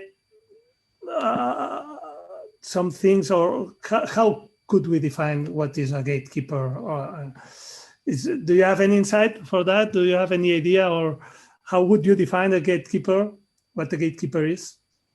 So I'm not sure what the right way to define a gatekeeper would be, but I think I can guess how we will end up defining them. I think we will end up defining them probably by number of users, I assume. So we might end up with a situation where we have a rule that says you are a gatekeeper if you have more than 100 million monthly users. Or, I mean, you may want to define them, of course, by virtue of the so-called gatekeeper market they're active in. But the problem then is, as we said, it's so difficult to define the market. If you can't define the market like that, how do you define, if you want to use market shares, you'll have to define the market. And then you have the issue, well, let's say a company like Amazon, is it a gatekeeper to, as Sandeep said, there are several types of Amazon businesses within the Amazon umbrella. So is Amazon a gatekeeper to the marketplace, to online retail, to retail? I mean, I think, to be honest, as I said during the talk, bundling them together as gatekeepers may not make so much sense, particularly because such a broad term can catch, let's say, so many different platforms. So the last thing I heard was that it was possible that we would end up with about 20 gatekeepers that would be official gatekeepers under the European Union's rules that it's consulting on. And it's, again, been in the sort of reported in the newspapers that, for example, Booking.com may be one of them, and I assume so will Google, and so will Facebook, so will Amazon. So it's all well and good to call all of these gatekeepers, but the rules we will want to impose, perhaps on a search engine, will be very different to the rules we may want to impose on an online booking agent, because even the way they make money is completely different. So the short answer, I think, to your question is we will probably end up with some sort of, I suppose, ultimately arbitrary rule on if you have more than so many numbers of users, or perhaps turnover. I don't think it will end up being turnover. I think it's more going to end up being something in the range of numbers of users or numbers of transactions, let's say, facilitated by that platform. Then you will be subject to this many different rules. But I think the real issue will be, what will the content of those rules look like? Who will enforce them? How will they be enforced? And how will they interact with the existing competition rules and competition enforcers who enforce those rules? Because, as I said, the content of the rules that are being debated sound very similar to the actual content of practices that would be covered under existing competition rules already. So yeah. I'm not sure what where the added value will come from if that's the direction of travel. But I'd like to hear, of course, what the discussants may think about that too. Yeah, I don't know what the opinion of the others. I have two thoughts on gatekeepers. One is one that actually does continue to follow the regulatory guidelines, is gatekeeping around payment processes. And this does vary country by country. But I think about how, when I mentioned earlier that the two things that have allowed Amazon to really get into the market as strong as they are is that they allow, it's a frictionless element with their payment process, but it's attached to something else. They don't run a bank. So the idea that the banks in the banking laws have stayed strong enough that you don't actually compete with them in most countries, you still have to use the regulatory process of either a credit card or whatever the banking entity is to get through that. And it's just lowering the friction barrier in that. An example of where that isn't the case, and this gets to a second one, which is free basic at Facebook, is WeChat. So, there's a certain elegance to WeChat that I really like, which I can stay in one app and I can do so many different things. I can pay for things, I can get food delivered. I mean, and but it's because there's no concept of privacy in, China. So I just know that like everything that's being collected about me is going straight to the government. And part of the benefit of that is I actually get much more frictionless processes through WeChat. And anytime we've seen somebody try to do that here in the United States, that there are regulations that kept them out of the market, which is why I think it's interesting that Facebook chose to go to India with the original free basic plan, where they were basically trying to emulate WeChat on multiple levels. And part of that was because the idea of getting on a Facebook as a merchant, especially a small merchant, is plug and play. You just plug into their process and then you use a lot of their other services and the audience is already there on Facebook. That is, anybody who's tried to build a website or try to digital presence if it's not your main point of what you're trying to do, you're just trying to inform or be a marketplace, you don't want to be a web designer, any of these platforms that allow you to just kind of plug into the process. And even that's the case on kind of, Twitter is, you don't want to run an entire media program, but you can get a lot of your messages out on Twitter as somebody who's in communications. So I think that's where we saw some of the early friction when we look at free basics, even though I think they got a lot of the equation right on why it was appealing to consumers. And then going back to the regulations, that's another part of, you know, the gatekeeping process where we still haven't seen it broke down the barriers around payment processing.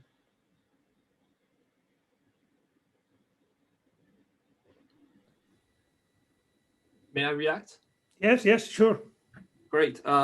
I mean, regarding your question as to what's a gatekeeper, I think once again, for me, what's important is the idea of the infrastructure, and especially when it comes, and that's what Pinar mentioned, the idea that competition might come not from a perfect substitute, right?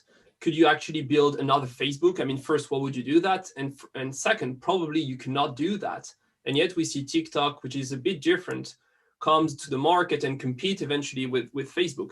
But if as Facebook, you own the infrastructure that you could use to eventually get rid of TikTok, then I think it's an issue. And for instance, Amazon is a great example.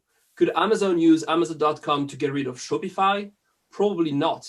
However, when it comes to AWS, which is the cloud and what the infrastructure that you will need to build a service, then potentially you have an issue. So once again, I think for me, it's the idea of infrastructure.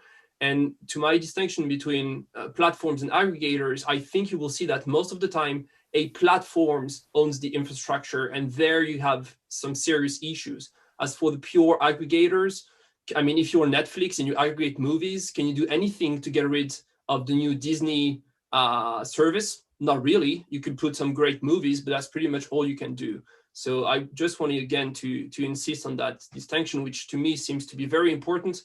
And I mean, again, to some degree, I understand why we've been saying platforms are big tech, because it was new and it was our way to first grasp the subject. But, it's the stone age of our understanding of all that. And I think in the coming years, we'll come to some more granularity in the way we understand them.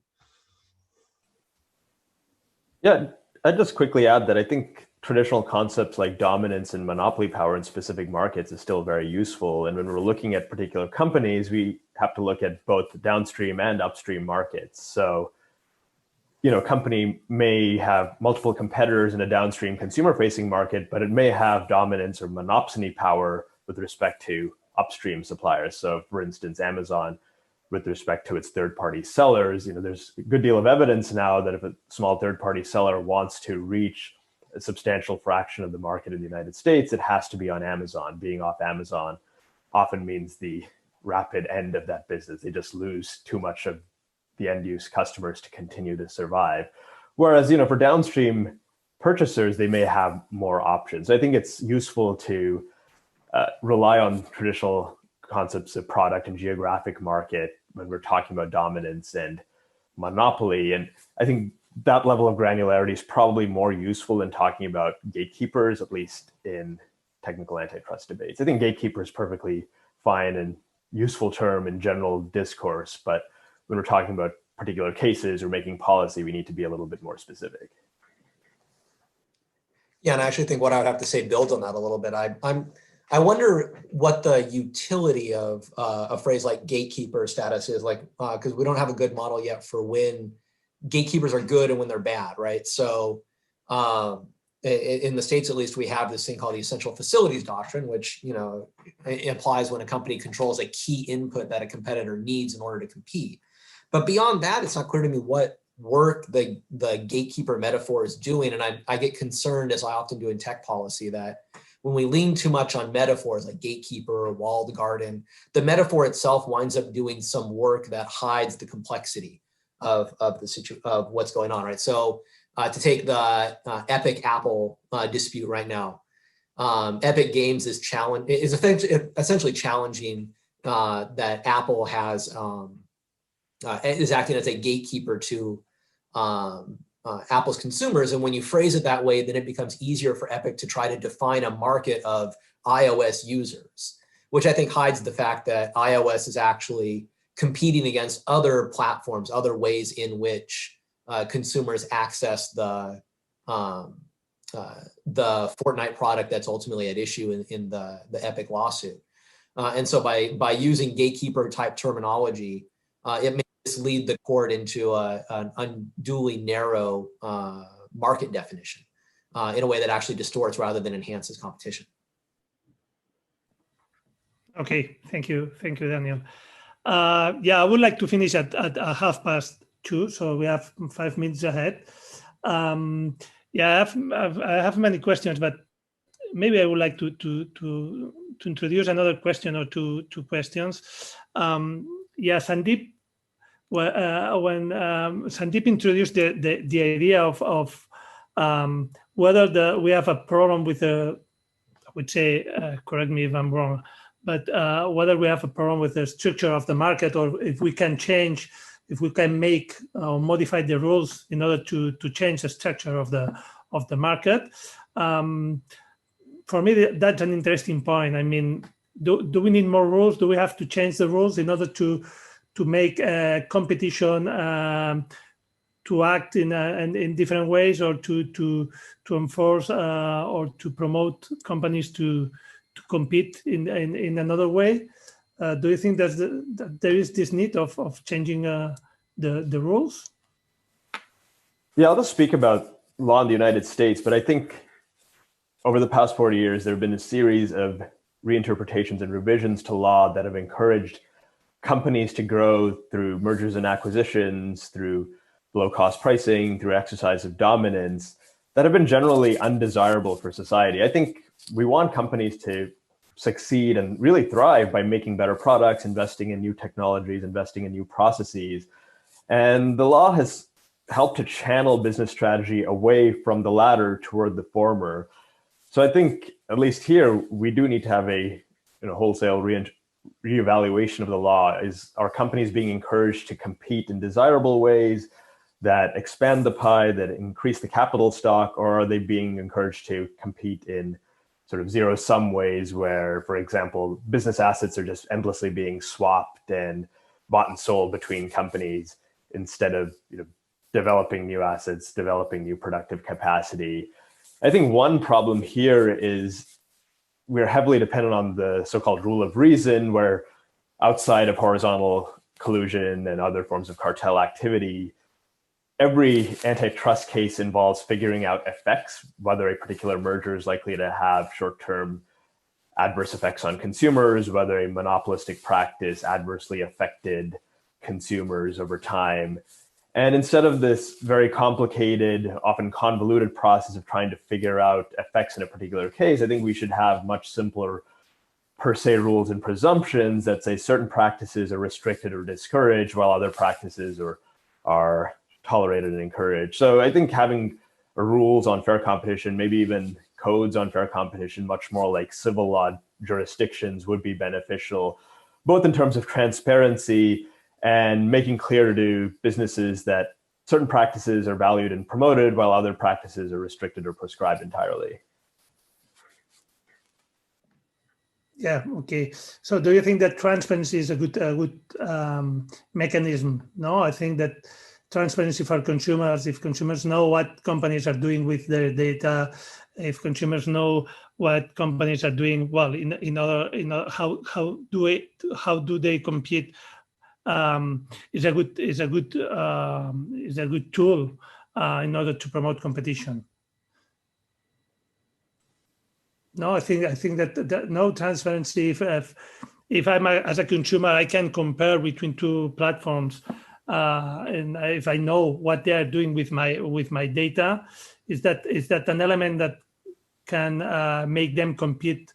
For if I value my privacy, and I know what companies are doing with my data, could that be a component for competition among companies?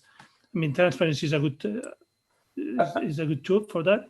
Yeah, I was actually meant to respond to this earlier. I think disclosures have a fairly limited place when it comes to informing consumers. I think there's a lot of good behavioral research showing that to the extent customers have the time and luxury of comparison shopping, they typically comparison shop on 2 or 3 relevant dimensions. They're not actually reviewing the full universe of terms when, for example, they're looking for a car or buying a new refrigerator or buying a new microwave.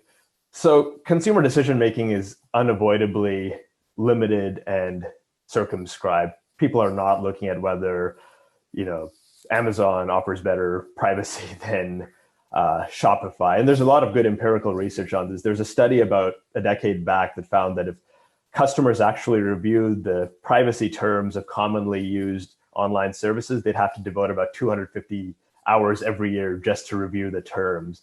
And that's just privacy. We're not looking at all the relevant terms of service. So I don't think it's realistic to expect people to devote a significant fraction of their lives just reading standard form contracts. So instead of disclosure-based regimes, I think we should actually be regulating the substantive terms of dealing just because of rational ignorance. People don't have the time to devote to these legalistic and often jargon-heavy terms that they're presented. I'm a big proponent of having basically emojis for the 5 things that you care about, let's say on privacy, and I've talked to the app association about this, like whatever they are, but it's sharing this, sharing that. If one of them is, I know that emoji isn't there, I back out of the deal.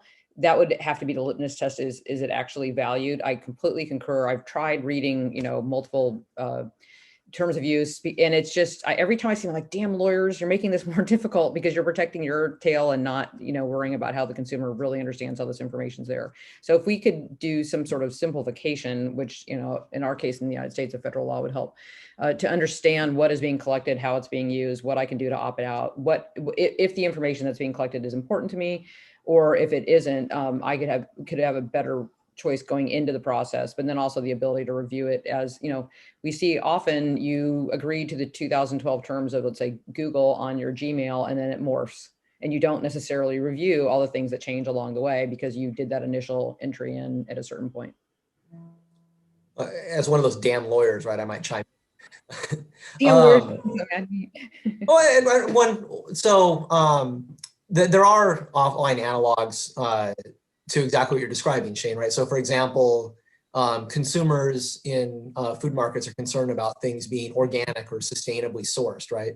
And over time, we've developed codes of industry practice as to when you can and can't certify something as organic. And so that solves the problem of, I don't want to go through an entire company's supply chain before deciding whether I'm making an ethical purchase. I'm relying upon this label and what stands behind the label. So there are private ordering mechanisms that can, I think, over time get to some of those privacy concerns without having to require every consumer to read every line of terms of service. We're just not quite there yet. That's actually engaged, to take that a little further into what could be a tech thing, is that's in their EPC code. So when you go to get organic celery versus non-organic, I mean, there is a something, you might have missed that, but when you actually go to scan it in, or somebody go, that information is in the EPC code. So there's this ability along the way. Somebody has realized that digitizing that information is actually relative. Not that I remember the codes for all my vegetables and fruits, but I do know there's a difference, and they've actually taken the time to standardize that, which we don't have in the privacy space per se. Okay, thank you. Thank you very much. I think that we should end the session here. So thank you very much to all of you. Thank you, Pinar, very much for your insightful presentation. Again, it was very, very, very nice. And thank you to all of you for your additional contributions. As I said before, this is the last one of our sessions, a series of presentations that we've made regarding digital markets and competition. I would like also to thank all the people at the Catalan Competition Authority who has helped us, or who have been working organizing these seminars. I would like especially thank to Xavier Puig, who is one of our technicians or people here at the Competition Authority, who has been pushing us to make these seminars and to investigate and to tackle all the topics regarding digital markets. So thank you to all the people at the Catalan Competition Authority who has helped us in order to organize these sessions. So with that, I will end the session here. I have one comment at the chat, but let me check. It's a thankful message from Shen. So thank you again to all of you, and take care. Thank you for Best having regards us. Thank you and so best much. wishes and take care. Okay. Thank Great you for discussion. having us and for joining us. Thank you. Bye. Thank you very much. Bye. Take care. Bye.